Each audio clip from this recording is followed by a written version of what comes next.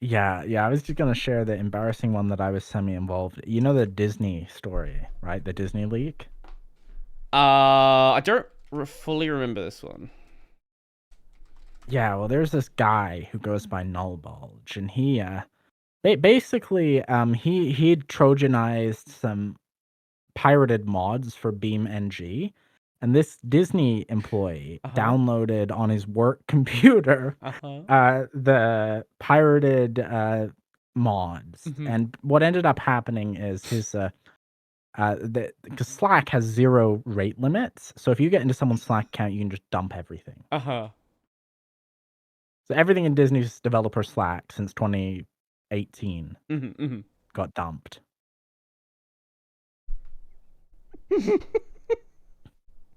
Because he played a That call game on the work computer. that is incredible. Um, don't if you're gonna run sketchy software, don't run it on the work computer. That's just No. basic advice. No, it can be really, really embarrassing. And like preferably just like pay attention to links you click and just don't try not to be stupid.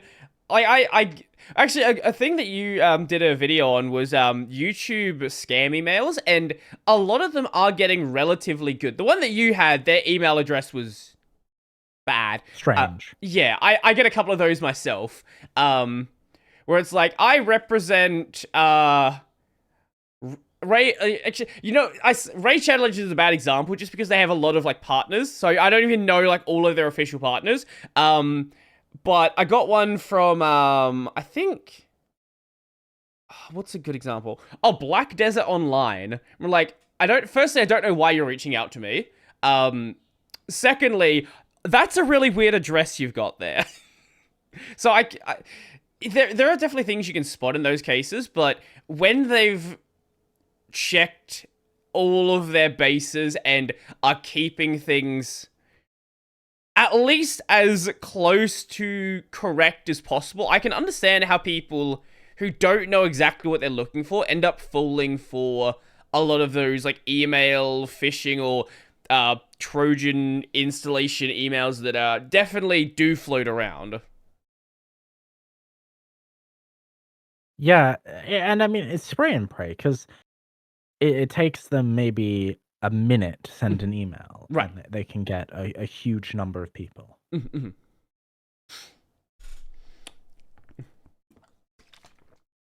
Yeah. Basically, be safe on the internet. Be safe on the internet. Be careful about what you download. Preferably pay attention to what you're downloading. And if something seems at least a little odd, maybe think twice about it. And it could be completely legitimate. But Yeah. if it's setting off any alarm bells at all, check it. Just Better safe than sorry. yeah. Yeah. And as well, if you realize you've made a mistake, Mhm. I think this is actually really key. Uh, there is usually time, like if we're dealing with a stealer, Mhm. where you can change all of your passwords, log the computer that you ran the stealer out of everything. Mhm. There is probably time where you can shut it down before it gets started. Mhm. Mhm. Yeah, and in a corporate context, it's probably I know a lot of people would be scared about doing so in the chance they like lose their job, but you're definitely gonna lose your job if you click something and you didn't tell anyone. Yeah, Yeah, if hopefully the IT team knows what they're doing and they can reset credentials and get all that stuff like good, and hopefully nothing bad happens. But if nothing, like if you don't do anything and you have a big data leak situation like Disney or any other companies had, yeah. yeah. Actually, speaking of data leaks, recently there was the Internet Archive attack. Do we actually know anything about how that happened yet? We don't know how it happened. There has it's on if you have an account in there and you go to Have I Been Pwned, and you type your email in, you will see it. Yeah, they what took like 30 million records or something like Yeah, that. every user pretty Mhm. much. Thankfully, they did store the password sensibly, and it wasn't a plain text password leak, but Yeah, they had salt and everything. yeah, the bare Yeah, so minimum requirements. I don't think anyone knows yet how Mm, it happened. The fact that they took so long to secure their infrastructure implies there was a pretty serious mistake. mm, I mean, I think with non-profit, like, hey, that's just they probably benefited from not obscurity exactly, but the fact that a bit like hospitals, like no one, it's just what kind of monster would target the Internet Archive? So they right. probably didn't get a lot of, and of course it's a non-profit. They don't have a ton of money, so Mm. they probably didn't have the best security. Well, at least judging by the attacker, yeah, they didn't think they had good security at least. So, No, no.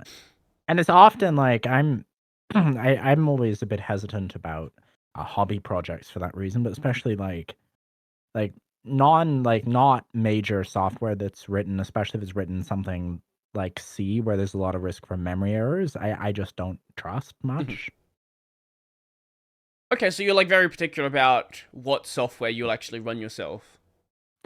Yeah, especially if it's got the potential. Mhm, Like let me give you an example. Like a music player really doesn't matter. It doesn't matter what your music player is. Your music player is not gonna, unless it's online, it's not gonna be a problem. mhm, But something like a web browser, for example, like I would never trust really anything besides like Chrome or Firefox and their derivatives, mhm, because there's so much risk with remote code execution and just screwing up the JavaScript parser, and now you've got a nightmare. mhm, mhm.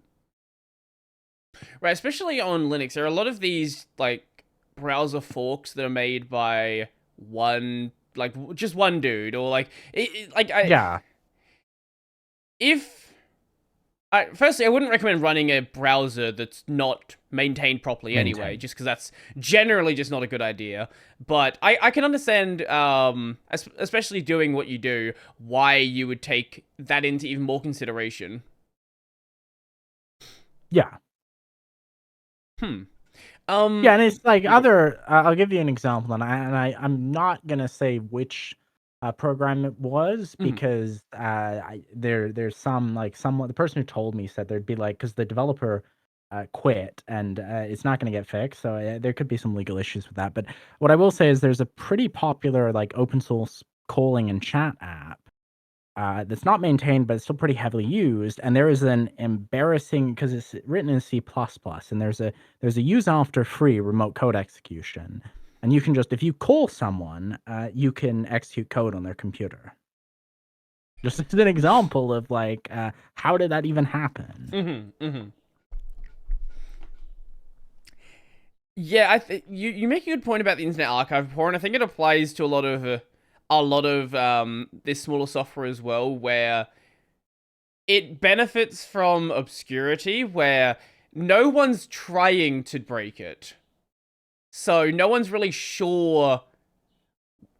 Well, there's probably going to be issues, but no one's really sure if those issues exist and where they are. Whereas, like, if you look at something like curl, for example, which gets a lot of CVs against it because it is a really popular program.